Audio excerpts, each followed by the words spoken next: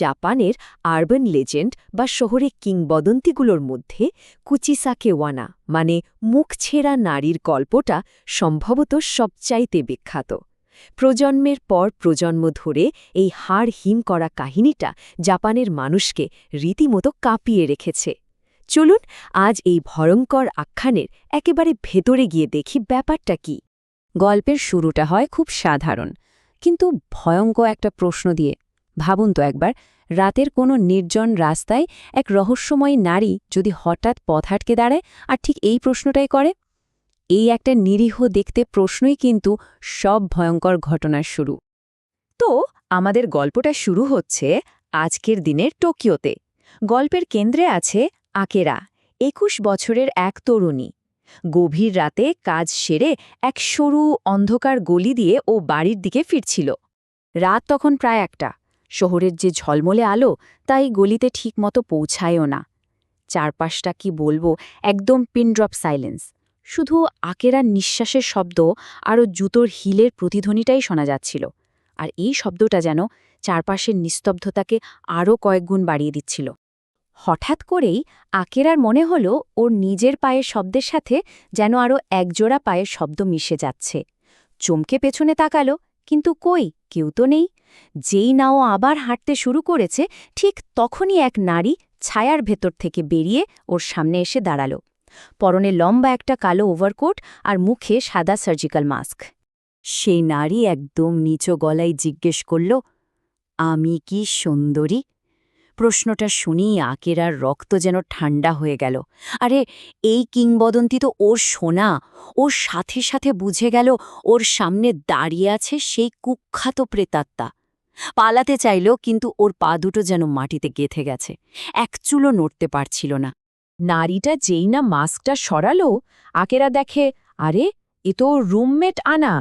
আসলে শহরের কুচিসাকে ওনার গুজবটাকে কাজে লাগিয়ে ও আকেরার সাথে মজা করছিল। আকেরার ভয়টা সাথে সাথে রাগে বদলে গেল। স্বস্তি তো পেলই, কিন্তু আনার ওপর প্রচণ্ড রাগও হল। এর ঠিক কয়েকদিন পরের ঘটনা। যে রুমমেটটা মজা করেছিল সেই আনা একদিন কাজ সেরে একেবারে ফিরছিল। আর কি কাকতালীয় ব্যাপার, ও ফিরছিল ঠিক সেই একই অন্ধকার গলিটা দিয়ে। আবারও সেই একই দৃশ্য। কালো ওভারকোট আর সাদা মাস্ক পরা এক নারী ওর সামনে এসে দাঁড়াল। আনা তো ভাবল, যাক, আকেরা তাহলে প্রতিশোধ নিতে এসেছে। তাই ও একটু মুচকি হেসে বেশ আত্মবিশ্বাসের সাথেই নারীটার দিকে এগিয়ে গেল। নারীটা ঠিক একই প্রশ্ন করল, আমি কি সুন্দরী? আনাও মজাটা চালিয়ে যাওয়ার জন্য উত্তর দিল, হ্যাঁ, তুমি তো খুব সুন্দরী। ও তখনও ঘুণাক্ষরেও টের পায়নি যে কি ভয়ঙ্কর বিপদ ওর জন্য অপেক্ষা করছে। ঠিক তখনই আসল কচিসাকেও না তার মাস্কটা সরায়। ওর মুখটা কান থেকে কান পর্যন্ত চেরা, আর সেই কাটা ঠোঁটের ফাঁক দিয়ে দেখা যাচ্ছে ধারালো রক্তমাখা দাঁত। কোটের ভেতর থেকে ও একটা বিশাল কাঁচি বের করে এনে বলে, এবার তোমাকেও আমার মতো সুন্দর হতে হবে। আনার হাসিটা মুহূর্তেই জমে গিয়ে আতঙ্কে পরিণত হল। বুঝলেন তো অবস্থাটা? এই প্রেতাত্মার মুখোমুখি হওয়ার কিছু নিয়ম আছে, যা ভাঙার কোনো উপায় নেই। যদি কেউ ওর প্রশ্নের উত্তরে না বলে, তাকে সাথে সাথে মেরে ফেলা হয়। যদি কেউ হ্যাঁ বলে, তাহলে তার মুখ ও কান পর্যন্ত চিরে দেওয়া হয়। আর পালানোর চেষ্টা তো একদমই বৃথা, কারণ ও বারবার সামনে এসে হাজির হবেই। আনার ভাগ্যে কি হয়েছিল তার নিশ্চয় বলে দিতে হবে না। কিন্তু প্রশ্ন হল, এই ভয়ঙ্কর প্রেতাত্মা এমন হলো কেন? এই বীভৎস রূপের পেছনে তো নিশ্চয়ই কোনো কারণ আছে। চলুন একবার দেখে আসা থাক এই কিংবদন্তিটা ঠিক কোথা থেকে শুরু হয়েছিল।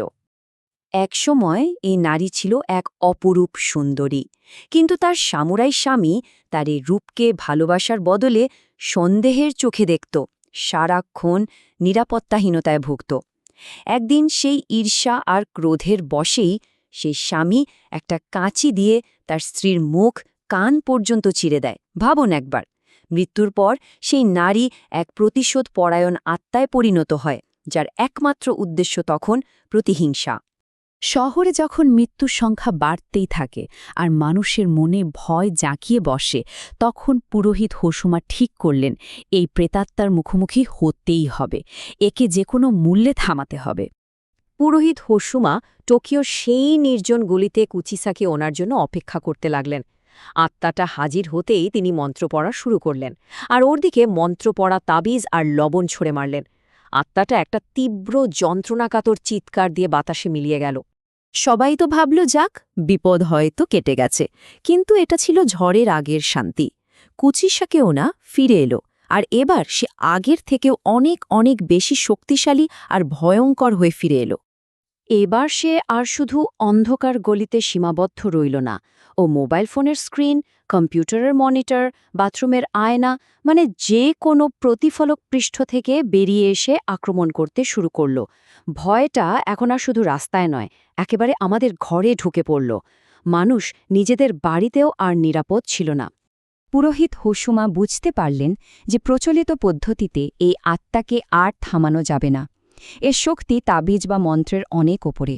অন্য কোনো উপায় খুঁজে বের করতেই হবে। ওর আসল দুর্বলতার জায়গায় আঘাত করতে হবে। তিনি হঠাৎ উপলব্ধি করলেন যে তিনি এতদিন ধরে একটা প্রেতাত্মার সাথে লড়ছিলেন, কিন্তু আসলে লড়াইটা করা উচিত ছিল একজন প্রতারিত, আঘাতপ্রাপ্ত নারীর আত্মার সাথে। তাবিজ আর মন্ত্র দিয়ে ওর শরীরকে নয়, বরং সত্য দিয়ে ওর ভেতরের কষ্টটাকে শান্ত করতে হবে। শেষবার মুখোমুখি হয়ে পুরোহিত হোসুমাওকে বললেন, তোমার সৌন্দর্য তোমার শত্রু ছিল না, তোমার স্বামীর পাগলামি আর ঈর্ষাই তোমার জীবন কেড়ে নিয়েছে, আর তুমি এখন নিরপরাধ মানুষদের হত্যা করে সেই প্রতিশোধ নিচ্ছ। তুমি এখন আর সুন্দর নও। এই কথাগুলো বলে তিনি একটা পবিত্র আয়না ও সামনে ধরলেন। নিজের সেই বিকৃত রক্তমাখা বিভৎস মুখ দেখে কুচিসাকে ওনা এক তীব্র চিৎকারে ফেটে পড়ল এবং ধীরে ধীরে ধোঁয়ায় পরিণত হয়ে চিরদিনের জন্য মিলিয়ে গেল। অবশেষে ওর আত্মা মুক্তি পেল। এই পুরো গল্পটা কিন্তু আমাদের একটা খুব জরুরি প্রশ্নের সামনে দাঁড় করিয়ে দেয়, তাই না? যে নারী একসময় সৌন্দর্যের কারণে এমন নির্মম অত্যাচারের শিকার হয়েছিল, সে নিজেই কি পরে সেই সৌন্দর্যেরই শিকারী হয়ে ওঠেনি? একজন ভুক্তভোগী আর একজন অত্যাচারীর মধ্যে সীমারেখাটা আসলে কতটা পাতলা, ভেবে দেখার মতো বিষয়।